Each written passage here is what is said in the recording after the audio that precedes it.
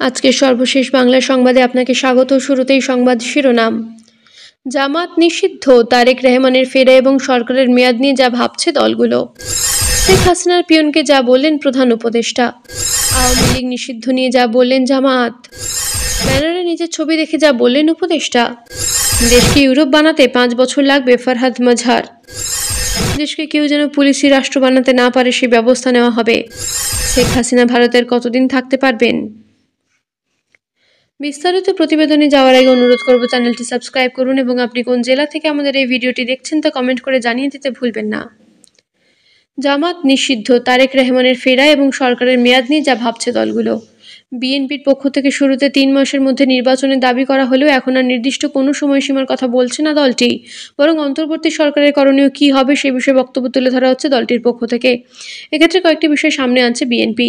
নির্বাচন কমিশন পুনর্গঠন, প্রশাসন ও পুলিশ বাহিনীর সংস্কার, সাবেক সরকারের মন্ত্রী, এমপি ও প্রশাসনিক কর্মকর্তাদের দুর্নীতির বিরুদ্ধে ব্যবস্থা, অর্থনীতিতে স্থিতিশীলতা আনা। বিএনপি বলছে এসব বিষয়ে সরকারকে দ্রুত কাজ করতে হবে। বিএনপির মহাসচিব মির্জা ফখরুল ইসলাম আলমগীর বলেছেন, আমরা প্রথমে বলেছিলাম 3 মাসের মধ্যে নির্বাচন, কিন্তু পরে যখন আমরা বাস্তবতা লক্ষ্য করেছি যে 3 মাসের সম্ভব নয়, তাদেরকে অবশ্যই কিছু সময় দেওয়া দরকার। এখানে আমরা কোনো সময়সীমা বেঁধে দেওয়ার কথা বলছি না, একটা যৌক্তিক সময় অবশ্যই তাদের দিতে হবে এসব কাজ করার জন্য।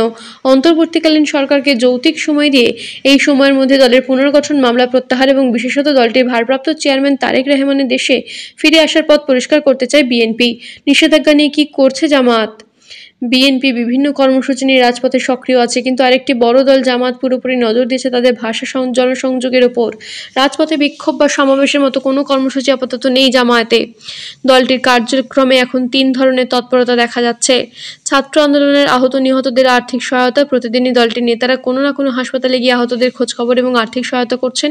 এছাড়া নিহতদের পরিবারের কাছে গিয়ে সমবেদনা জানাচ্ছেন। সংখ্যালঘু সম্প্রদায়ের মন্দির পরিদর্শন এবং তাদের সঙ্গে মত বিনিময় করা হচ্ছে। এর আগে বিএনপি নেতৃত্বাধীন যুগপৎ আন্দোলনে সক্রিয় বিভিন্ন রাজনৈতিক দলগুলোর সঙ্গে মত বিনিময়। দলটির জন্য অবশ্য অন্তর্বর্তীকালীন সরকারের সঙ্গে রাষ্ট্রীয় বৈঠক থেকে শুরু করে প্রকাশ্যে ধরনের সাংগঠনিক কার্যক্রম গত 16 বছরের প্রেক্ষাপটে নতুন অভিজ্ঞতা। যদিও কাগজে কলমে দলটি এখনও রাজনীতিতে নিষিদ্ধ। জামাত এখন চেষ্টা করছে এই নিষেধাজ্ঞা প্রত্যাহারের, কিন্তু সেটা কিভাবে হবে জানতে চাইলে জামায়াত ইসলামীর আমির সাফিকুর রহমান বলছেন, নিষেধাজ্ঞা নিয়ে তারা বিচলিত নন, বরং নির্বাহী আদেশে নিষেধাজ্ঞার প্রত্যাহার চান তারা। এর জন্য তারা আদালতে যাবেন না। সাফিকুর রহমান বলেন, আওয়ামী লীগ সরকার ছিল অবৈধ সরকার, সুতরাং অবৈধ সরকারের কোনো ডিক্লারেশন আমরা মানি না। তারপর তারা তো নিষিদ্ধ করে গেছে, এখন সেই অবৈধ সরকার যেটা করে গেছে সেটা নির্বাহী আদেশের ব্যাপার। তাদের সকলের অবৈধ নির্বাহী আদেশ বাতিল করে দেওয়া উচিত বলে মনে করি আমরা। আমাদেরকে নির্বাহী আদেশে নিষিদ্ধ করা হয়েছে, সুতরাং এটার প্রত্যাহারও নির্বাহী আদেশই হতে হবে। আমরা এর জন্য আদালতে যাব কেন? আদালতের মাধ্যমে তো আমাদের নিষিদ্ধ করা হয়নি। প্রিয় ভালোবাসার দর্শক, শেখ হাসিনা হিটলার নাকি উন্নয়নের উপকার? আপনার মূল্যবান মতামত কমেন্ট করে জানিয়ে দিন। এদিকে আরেকটি আলোচিত নিউজ হচ্ছে, শেখ হাসিনার পিয়নকে যা বললেন প্রধান উপদেষ্টা। আওয়ামী লীগ সরকারের সমালোচনা করে অন্তর্বর্তীকালীন সরকারের প্রধান উপদেষ্টা অধ্যাপক ডক্টর মোহাম্মদ ইউনূস বলেছেন, এমন এক দেশে আমাদের দেশ রূপান্তরিত হয়েছে যেখানে স্বৈরাচারের পিয়ন ও দুর্নীতির মাধ্যমে 400 কোটি টাকার সম্পদ করার মতো অকল্পনীয় কাজ করে গেছে নির্বিবাদে। শিক্ষা খাতকে পঙ্গু করে দিয়েছে ব্যাংকিং ও শেয়ার বাজার খাতে লুটপাট, প্রকল্প ব্যয় বিশ্ব রেকর্ড, অবাধ সম্পদ পাচার, আইন শৃঙ্খল রক্ষাকারী সংস্থাকে নিজ দলের পুতুলে রূপান্তর, বাকস্বাধীনতা হরণ, মানবাধিকার হরণ, এসবই হিমশৈলের অগ্রভাগ মাত্র। ক্ষমতা কুস্তিগত করতে ফ্যাসিবাদী সরকার খর্ব করেছে জনগণের সাংবিধানিক ক্ষমতা ও অধিকার। প্রধান উপদেষ্টা বলেন, দুঃশাসন, দুর্নীতি, অন্যায়, অবিচার, নিপীড়ন, বিচারের নামে প্রহসনের মাধ্যমে জনসুরক্ষা বিপন্ন করেছে। জনগণকে নির্যাতন ও বঞ্চনা ও বৈষম্যের মুখোমুখি দাঁড় করিয়ে দিয়েছে। মানুষের এগিয়ে যাওয়ার পথে সব ধরনের প্রতিবন্ধকতা তৈরি করে স্বৈরাচার নিজের পরিবার ও দলের কিছু মানুষের হাতে দেশের মালিকানা তুলে নিয়েছে। ডক্টর মোহাম্মদ ইউনূস বলেন, এই দ্বারপ্রান্তে দাঁড়িয়ে আমাদের গড়তে হবে স্বপ্নের বাংলাদেশ। আপনাদের সবাইকে এই ফ্রেড লগ্নে তাদের স্বপ্ন পূরণের সমস্ত শক্তি নিয়ে এগিয়ে আসার আহ্বান জানাচ্ছি। ডক্টর মোহাম্মদ ইউনূস বলেন, আমাদের লক্ষ্য একটাই, উদার, গণতান্ত্রিক, বৈষম্যহীন, অসাম্প্রদায়িক বাংলাদেশ। আমরা এক পরিবার, আমাদের এক লক্ষ্য। কোনো ভেদাভেদ যেন আমাদের স্বপ্নকে ব্যাহত করতে না পারে, সেজন্য আমরা প্রতিজ্ঞাবদ্ধ। প্রিয় ভালোবাসার দর্শক, আপনি কোন দলের সমর্থক? আপনার মূল্যবান মতামত কমেন্ট করে জানিয়ে দিন। অন্যদিকে আরেকটি গুরুত্বপূর্ণ নিউজ হচ্ছে আওয়ামী লীগ নিষিদ্ধ নিয়ে যা বলছে জামায়াতে ইসলামী চায় অন্তর্বর্তীকালীন সরকার যেন প্রশাসন, বিচার বিভাগ এবং অর্থনীতি ও ব্যাংক খাতের প্রয়োজনীয় সংস্কার দ্রুত এগিয়ে নেয়। এরই সঙ্গে আইনশৃঙ্খলা পরিস্থিতি নিয়ন্ত্রণে আনার ওপরও জোর দিয়েছে দলটি। বলেছে নির্বাচন কমিশন সংস্কার করে পুনর্গঠনের কথা। এছাড়া আন্দোলনের নিহতদের ঘটনায় আইনি বিচারের ওপরও গুরুত্ব দিচ্ছে দলটি। জামায়াতের আমির ডক্টর শফিকুর রহমান বলেছেন, যারা ব্যক্তিগতভাবে অপরাধ করেছে তাদের বিচার অবশ্যই হতে হবে। তারা অপরাধী হলে অবশ্যই শাস্তি পাওয়া উচিত। এটা হচ্ছে ব্যক্তির বিচারের ক্ষেত্রে। আর দল হিসেবে পুরো দলটাই হত্যায় শরিক হয়ে গিয়েছিল। একটা দল পুরো দায়িত্ব নিলে সন্ত্রাস করার, এবং সেটিই ভালো। অনেক প্রাণ ঝরে গেল। সন্ত্রাসীদের যখন বাহিনী হিসেবে দলীয় ব্যানারে নামিয়ে দেওয়া হলো, তখন বিশ্বের বহু দেশে এমন নজির আছে যে এমন গণহত্যা যারা করে তাদের আর সে দেশে রাজনীতি করার অধিকার থাকে না। তবে জামায়াতের আমির জানিয়েছেন, তারা এখনও দল হিসেবে আওয়ামী লীগকে নিষিদ্ধের দাবি জানাননি। এ বিষয়ে দলে কোনো সিদ্ধান্তও হয়নি বলে নিশ্চিত করেন শফিকুর রহমান। প্রিয় ভালোবাসার দর্শক, আপনি কোন দলকে ক্ষমতায় দেখতে চান? আপনার মূল্যবান মতামত কমেন্ট করে জানিয়ে দিন। এদিকে আরেকটি আলোচিত খবর হচ্ছে ব্যানারে নিজের ছবি দেখে যা বললেন উপদেষ্টা। বিভিন্ন ব্যানার ফেস্টুনের নিজের ছবি দেখে কথা বলেছেন বৈষম্য বিরোধী ছাত্র আন্দোলনের অন্যতম সমন্বয়ক এবং অন্তর্বর্তীকালীন সরকারের যুব, ক্রীড়া এবং শ্রম ও কর্মসংস্থান উপদেষ্টা আসিফ মাহমুদ সজীব ভুঁইয়া। তিনি বলেছেন, ভালোবাসার বহিঃপ্রকাশ ছবি টাঙিয়ে নয়, কাজের মাধ্যমে দেখান। শনিবার মধ্যরাতে নিজের ফেসবুক আইডিতে দেওয়া এক পোস্টে তিনি এই কথা বলেন, যেখানে আসিফ মাহমুদ লিখেছেন, ভালোবাসার বহিঃপ্রকাশ আপনার কাজ দিয়ে দেখান। বড় বড় ছবি টাঙিয়ে ব্যক্তি পূজার পুরনো সংস্কৃতিকে বাঁচিয়ে রাখবেন না। তিনি বলেন, ব্যক্তি পূজা করে স্বাস্থ্য হাসিলের সংস্কৃতির বাংলাদেশ আর নেই। স্বার্থের জন্য হোক কিংবা ভালোবেসে হোক, এ ধরনের প্র্যাকটিস বন্ধ করুন। পোস্টের সঙ্গে বাংলাদেশ রোলার স্কেটিং কমপ্লেক্সের একটি ছবিও শেয়ার করেন তিনি। ছবিতে দেখা যায় উপদেষ্টা আসিফ মাহমুদকে অভিনন্দন জানিয়ে ব্যানার টাঙানো হয়েছে।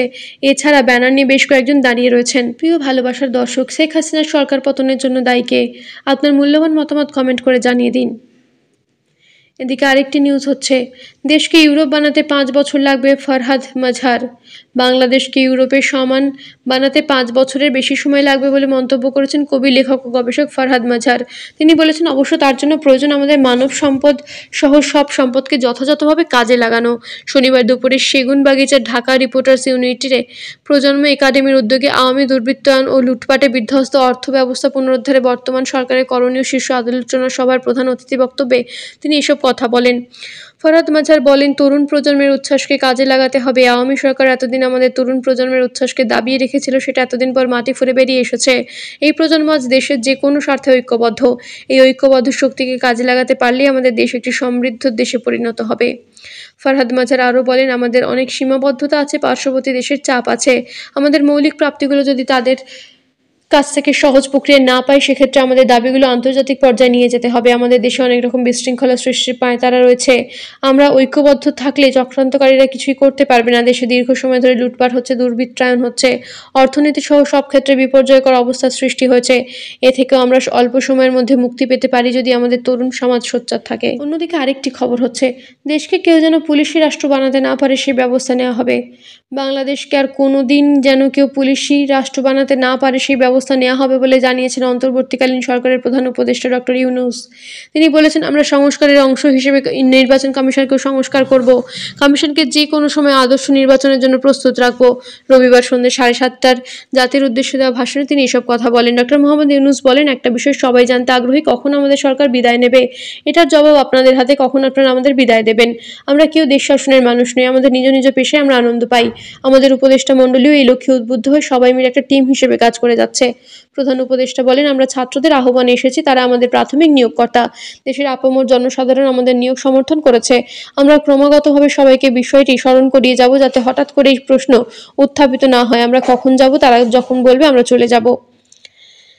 এদিকে আরেকটি নিউজ হচ্ছে, শেখ হাসিনা ভারতের কতদিন থাকতে পারেন। সাবেক প্রধানমন্ত্রী শেখ হাসিনার কাছে কূটনৈতিক পাসপোর্ট ছাড়া অন্য কোনো পাসপোর্ট নেই। ছাত্র জনতাগণ আন্দোলনে ক্ষমতাচ্যুত হওয়ার পর তিনি ভারতে চলে আসেন। ইতিমধ্যে তিনি ভারতে প্রায় 3 সপ্তাহ কাটিয়ে ফেলেছেন।